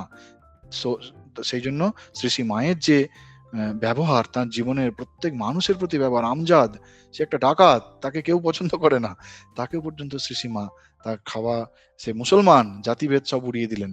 হ্যাঁ, এমন এমন লোককে সেবা করছেন, এ করছেন যে সাধারণ মানুষ বুঝতে পারছেন যে কেন তিনি করছেন। কোনো জনৈক সাধু কোনো অপরাধ করেছে, তাকে মঠ থেকে তাড়িয়ে দিয়ে এলো, মায়ের কাছে গেলেন, মা ঠিক তাকে যদি ছোটখাটো কারণ, যদি সেটি সাধু জীবনের পরিপন্থী কোনো কারণ, সেই কারণ কিন্তু নয়, মা কোনো আপোষ করবেন না সেটির সঙ্গে, কিন্তু যদি ছোটখাটো কারণ হয়, তিনি রাজা মহারাজকে বলে আবার তাকে গ্রহণ করছেন। তো তার এই সর্বং সহা, তার আশেপাশে যে সময় এক একটি মূর্তিমান ছিলেন, পাগলি মামি থেকে শুরু করে, রাধু থেকে শুরু করে তার ভাইয়েরা, হ্যাঁ, তিনি একসময় বলছেন যে ওরে মাথা কুটে এরকম আমাকে পায় না, মুনি ঋষিরা কত তপস্যা করে মাথা কুটে আমাকে পায় না, আর তোরা আমাকে পেয়ে হারালি। তো তার চারপাশে যারা রয়েছেন, তাদের যদি চরিত্রগুলো নিয়ে আমরা একটু অনুধ্যান করি, তাহলে বুঝতে পারবো, এক তো তিনি জগন্মাতা বলেই পেরেছেন এদের সঙ্গে থাকতে, আর আরেকটি কিন্তু হচ্ছে ওই বিভুরূপে তার যে প্রকাশ, তার বিভিন্ন প্রকাশ, সেই প্রকাশের জন্যই তিনি কিন্তু দেখছেন সেই সব ভগবান, হয়তো তিনি দেখছেন ঠাকুরকেই সকলের মধ্যে দেখছেন, হয়তো শ্রীরামকৃষ্ণদেবকে তিনি তো শ্রীরামকৃষ্ণগত প্রাণা, রামকৃষ্ণগত প্রাণম তন্নাম শ্রবণ প্রিয়াম। তিনি রামকৃষ্ণগত প্রাণ, রামকৃষ্ণ ছাড়া তিনি কিছুই জানেন না। তাতে তদ্গত প্রাণ, তদ্ভাব রঞ্জিতাকারম, তার ভাবেতে তার তার মধ্যে অনুরঞ্জন হয়, তিনি রঞ্জিত হয়ে ওঠেন। হ্যাঁ, তিনি শিউরে ওঠেন তার তার সেই শ্রীরামকৃষ্ণ দেবের প্রকাশ সকলের মধ্যে, হয়তো তিনি সকলের মধ্যে শ্রীরামকৃষ্ণ দেবের প্রকাশই দেখতে পাচ্ছেন। তো এই হচ্ছে বিভুরূপে তিনি সকলের মধ্যে দেখছেন, এটিও একটি তার কারণ। এবং এই তত্ত্বের ওপরেই আমাদের রামকৃষ্ণ মঠ মিশনের যে জগদ্ধিতায়চ যে ব্যাপারটি, এটি কিন্তু এই বিভুরূপে তিনি যে সর্বভূতে বিদ্যমান, সেইটি কিন্তু আমাদের এই মঠ মিশনের কার্যাবলী যদি আমরা যে দেখি, ফিলান্থ্রপিক ওয়ার্ক যেটা আমরা দেখি, এত সেবামূলক কার্য, এর মূল ভিত্তি কিন্তু ওইটি, যে সকলের মধ্যেই তিনি রয়েছেন, সকলের মধ্যেই তিনি বিদ্যমান, কিন্তু তার প্রকাশ বিভিন্ন। সেই জন্য আমরা প্রত্যেককে তার নিজ অবস্থা থেকে উন্নত হওয়ার জন্য আমরা চেষ্টা করি। আমরা কাউকে ফেলে দিই না, আমরা কাউকে একেবারে অগ্রাহ্য করি না, আমরা তাদেরকে তার জায়গা থেকে, স্বামীজি বলছেন নিম্নতর সত্য থেকে উচ্চতর সত্যে, অর্থাৎ যার যতটুকু ক্ষমতা রয়েছে তাকে তার অবস্থা থেকে, তার লেভেল থেকে তাকে ওপরে উন্নত করা। স্বামী লোকেশ্বরানন্দজি মহারাজ এক জায়গায় বলছেন যে এই মানুষের মধ্যে শ্রদ্ধা এবং আত্মবিশ্বাস এইটা জাগাতে আমরা চেষ্টা করি। রামকৃষ্ণ মঠ মিশনের এত যে সেবা ধারা রয়েছে তার পিছনের কারণ এটি যে আমাদের মধ্যে যে আত্মবিশ্বাস সেইটিকে জাগিয়ে তোলা। পরমুখাপেক্ষী হয়েও না, সমস্যা অনেক আছে, কিন্তু সেই সমস্যা সমাধান করার শক্তিও আমাদের অর্জন করতে হবে। আমাদের সমস্যা অন্য কেউ দূর করে দেবে না। এইটি হচ্ছে আমাদের রামকৃষ্ণ মঠ মিশনের কার্যধারার পিছনে এইটি হচ্ছে মূল তত্ত্ব। আজকে যে আমরা দেশের সরকারের তরফ থেকে বা বিভিন্ন রকম প্রজেক্ট আসছে, তার মধ্যে আত্মনির্ভর ভারত, আমাদের নিজের দেশের মেক ইন ইন্ডিয়া, এই যে সব তত্ত্বগুলো দেখুন কত বছর পরে আজকে সরকার সেসব গ্রহণ করে সেই অনুযায়ী সমাজের বিভিন্ন জায়গায় বিভিন্ন রকমের কাজ হচ্ছে। এবং বর্তমানেও আমরা জানি যে আমাদের দেশের, আমাদের যে সম্পদ, সেই নিজের সম্পদকে সেটাকে ঠিক করে ব্যবহার করে দেশের জাতির জন্য যে এই বিভিন্ন রকম প্রজেক্ট আসছে। দেখুন আজ কত বছর আগে এই স্বামীজি কিন্তু বলে গেছেন যে আত্মবান হও, আত্মনির্ভর হও। সেই আত্মনির্ভরতার মূলেও কিন্তু এই তত্ত্ব। ধর্মের মূল কথা, লোকেশ্বরানন্দজি মহারাজ এক জায়গায় বলছেন, ধর্মের মূল কথা নিজের উপর বিশ্বাস। আমি হীন নই, আমি দুর্বল নই, আমি তাঁর শরণাগত, তাঁর কৃপাতে আমি অসাধ্য সাধন করতে পারি।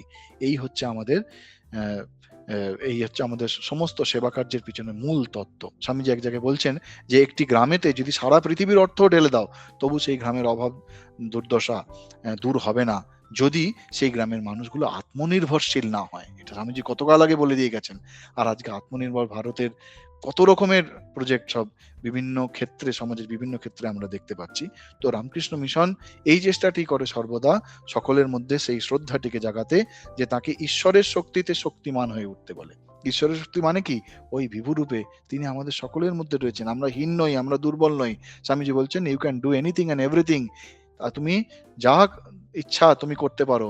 You are the creator of your own destiny.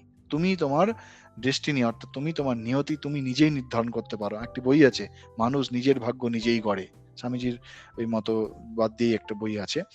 তো ওই যে আমাদের মধ্যে সেই তিনি বিভুরূপে বিদ্যমান, আমরা নিজেদের যদি আমরা সেই বিশ্বাস করি সেই তত্ত্বে, তাহলে আমরা যা কিছু করতে পারি। আমরা তাদের বলি তোমাদের অসাধ্য কিছু নয়, তোমরা সব করতে পারো, কারণ তুমি ঈশ্বরের সন্তান। শুধু তাই নয়, তুমি ঈশ্বরই। যদি ঈশ্বরের সন্তান বলা হয় সেটি হচ্ছে ভক্ত হিসাবে, আর তুমি ঈশ্বরই যদি বলা হয় সেটি হচ্ছে অদ্বৈত বেদান্ত হিসাবে। সেই জন্য দেহের শক্তি বড় নয়, আত্মশক্তি বড়। আমাদের যত রকমের বল রয়েছে, সেই সমস্ত দৈহিক বল রয়েছে, বুদ্ধি বল রয়েছে এবং আত্মবল, মনোবল, আত্মবল। আত্মবল হচ্ছে সবার থেকে বড়। আমরা যে পৃথিবীতে কত রকমের বড় বড় সভ্যতা দেখেছি, রোমের সভ্যতা, গ্রিসের সভ্যতা, এগুলো সব আজকে ধ্বংসপ্রাপ্ত হয়ে গেছে, কিন্তু আমাদের ভারতবর্ষীয় সভ্যতা সেই সমস্ত কৃষ্টি নিয়ে আজও দাঁড়িয়ে রয়েছে। কেন?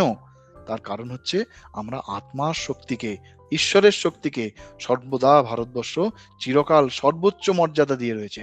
তাও আজকে আমরা বেঁচে রয়েছি, তাও আমাদের সভ্যতা, সেই জন্যই আমাদের সভ্যতা আজকে বেঁচে রয়েছে। একজন জার্মান ভদ্রলোক, ওয়েস্টার্ন জার্মানি তখনকার দিনে, তিনি এসেছিলেন লোকেশ্বরানন্দজি মহারাজের সঙ্গে দেখা করতে। তো তিনি যখন এসেছেন, বিভিন্ন কথাবার্তার পরে লোকেশ্বরানন্দজি ভাবলেন ওনাকে কিছু জায়গা দেখিয়ে নিয়ে আসি। তিনি বললেন আপনি দুর্গাপুর যাবেন? তো জিজ্ঞেস করছি দুর্গাপুর কি আছে সেখানে? তখন লোকেশ্বরানন্দজি বলছেন বড় একটা স্টিল প্ল্যান্ট আছে, আমি সেটা আপনাকে দেখাবো। তখন সেই ভদ্রলোক মুচকি হেসে বলছেন, স্বামীজি আপনি বোধহয় ভুলে যাচ্ছেন যে আমি পশ্চিম জার্মানি থেকে এসেছি। হ্যাঁ, বিরাট বিরাট সেখানে স্টিল প্ল্যান্ট সব আছে। না স্বামীজি, ওসব দেখার জন্য আমি আপনার দেশে আসিনি। আমি পৃথিবীর অনেক দেশ ঘুরেছি, ওসব অনেক দেখেছি। তার চেয়ে বরং আমাকে কামারপুকুরে নিয়ে চলুন। চিন্তা করুন, সেই ভদ্রলোক বলছেন, ঠাকুরের সম্বন্ধে জানেন নিশ্চয়ই। তার চেয়ে আমাকে বরং কামারপুকুরে নিয়ে চলুন, যেখানে ভারতের শক্তি নিহিত আছে, ভারতের শক্তি নিহিত আছে। আমরা স্বামীজির এই যে ভারত সম্বন্ধীয় বা ভারতবর্ষের পুনরুদ্ধার সম্বন্ধীয় যে সমস্ত কথা শুনি, আমরা কোথাও প্রমাণ পাই না যে ঠাকুর শ্রীরামকৃষ্ণদেব তিনি ডাইরেক্টলি স্বামীজিকে ভারতবর্ষের পুনরুদ্ধারের জন্য কিছু বলেছেন আমরা এরকম খুব একটা পাই না, কারণ তিনি জগতের জন্য সর্বদা বলছেন। হিন্দু ধর্ম, সনাতন হিন্দু ধর্ম থাকবে সেটা যদিও বলছেন, কিন্তু ভারতবর্ষের জন্য কিছু করতে হবে, কিন্তু স্বামীজি এরকম আমরা কোথাও পাই না। কিন্তু স্বামীজির ভারত সম্বন্ধীয় যা কিছু চিন্তা, তার সমস্ত উৎস হচ্ছেন শ্রীরামকৃষ্ণদেব। স্বামীজির সঙ্গে ঠাকুরের কত আলোচনা হয়েছে, যেগুলো রুদ্ধদ্বার বৈঠক, ক্লোজ ডোর মিটিং হয়েছে, আমরা সেগুলোর কিছুই জানি না।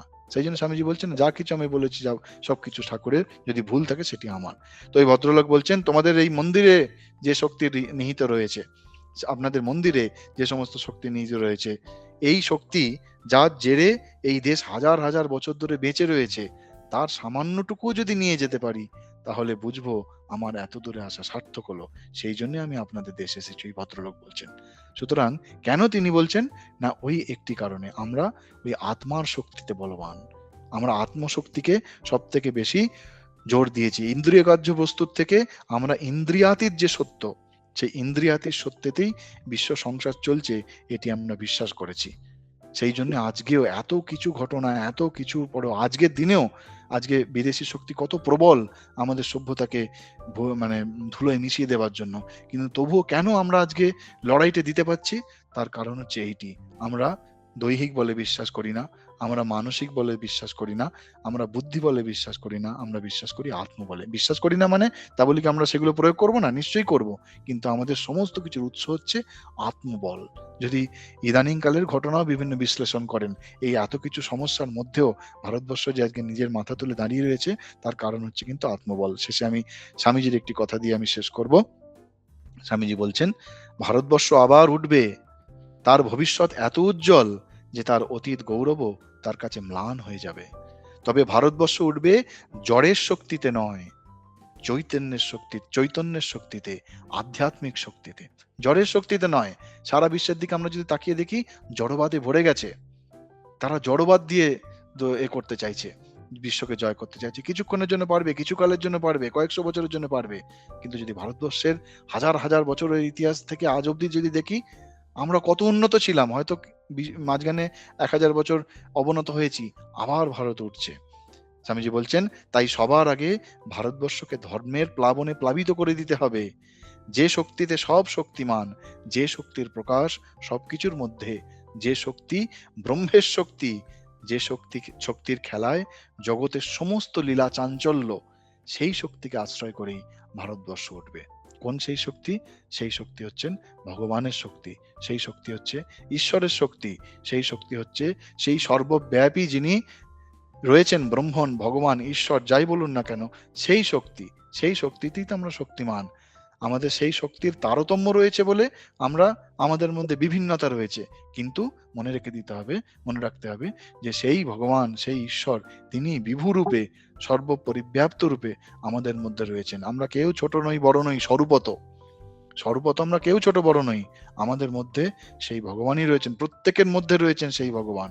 সুতরাং এই একটি কথা আমাদের কিন্তু সমাজের বহু সমস্যা দূর করে দিতে পারে। আজকের দিনেও যে আমাদের এই সমস্যা, এই বিভিন্ন রকম সমস্যার যদি আমরা একটু বিশ্লেষণ করি, চুলচেরা বিশ্লেষণ করি, তখন কিন্তু দেখি এই বিভিন্নতার জন্যই আমাদের এত রকমের সমস্যা।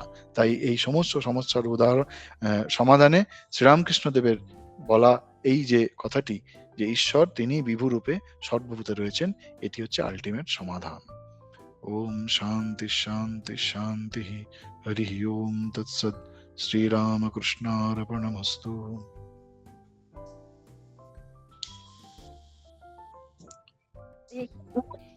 মহারাজ, অস্থি, ভীতি আর প্রিয় বলেন। হ্যাঁ দিদি বলুন।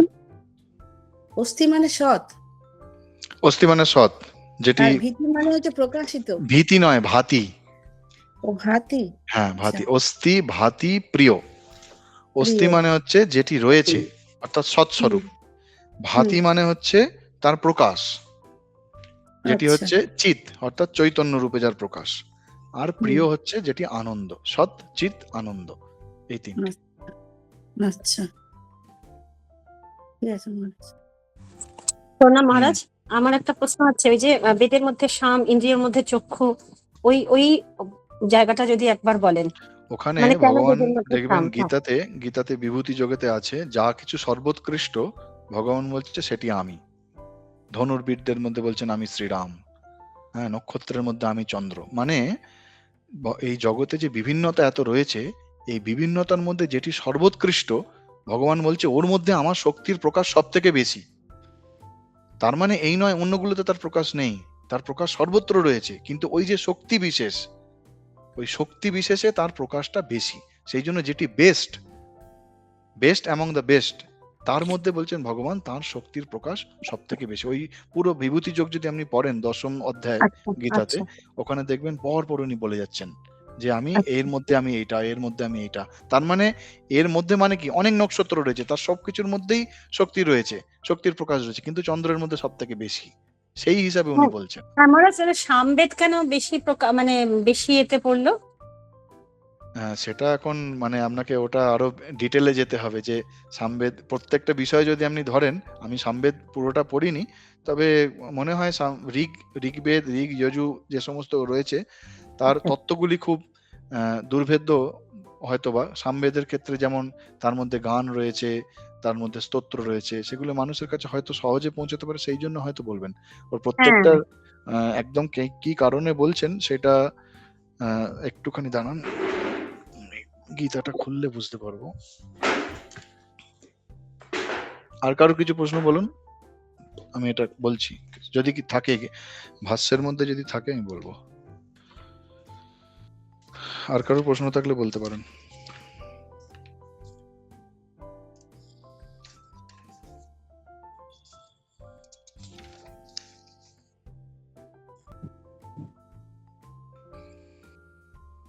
না, এখানে ভাষ্যের মধ্যে কোনো বিশেষ কারণ বলছেন না, আমি জেনে বলবো আপনাকে। ঠিক আছে মহারাজ, প্রণাম প্রণাম। হুম, হ্যাঁ হ্যাঁ। হুম।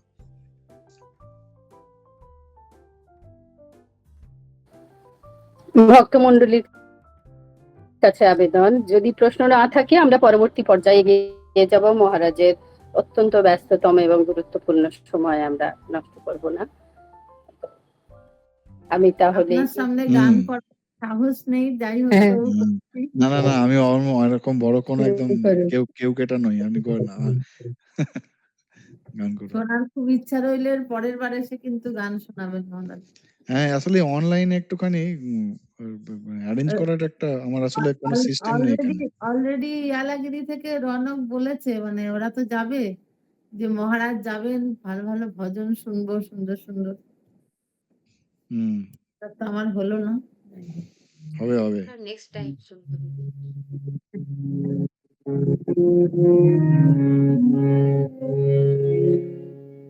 দেবেন্দ্রনাথ মজুমদারের লেখা একটা নিরাকার ভজন করছে। কে তোমারে জানতে পারে, তুমি না জানালে পরে, কে তোমারে জানতে পারে, বেদ বেদান্ত পাই না অন্ত, বেদ বেদান্ত পাই না অন্ত, খুঁজে বেড়াই অন্ধকারে, কে তোমারে জানতে পারে, তুমি না জানালে পরে,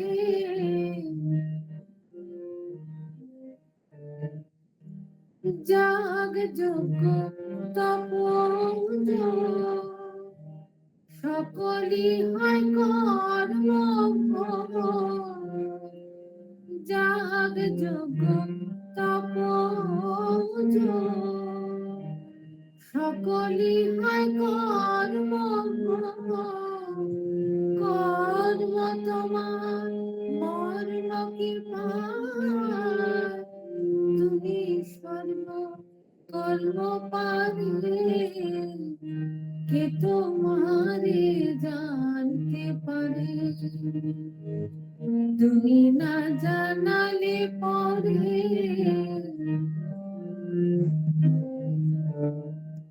সৃষ্টি জোড়া তোমার মায়া, কায়া নাই কে বলে ছায়া, সৃষ্টি জোড়া তোমার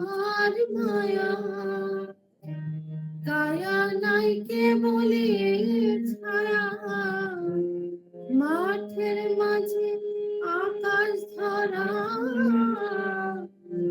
ঘুরে সারা চারিধারে,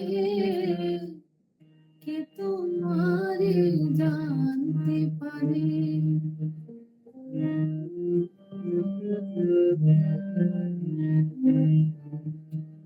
তুমি প্রভু ইচ্ছাময়, যদি তোমার ইচ্ছা হয়, তুমি প্রভু ইচ্ছাময়, যদি তোমার ইচ্ছা হয়, অসাধ্য সুসাধ্য দান, তুমি কৃপা করো যারে, কে তোমারে জানতে পারে।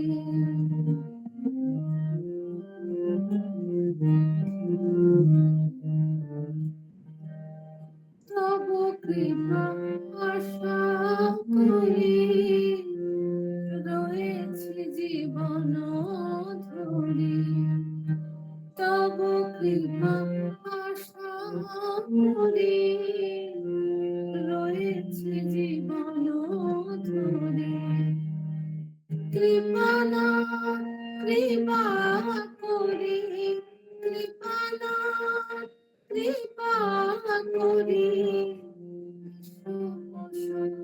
হৃদ মাঝারে, কে তোমারে জানতে পারে।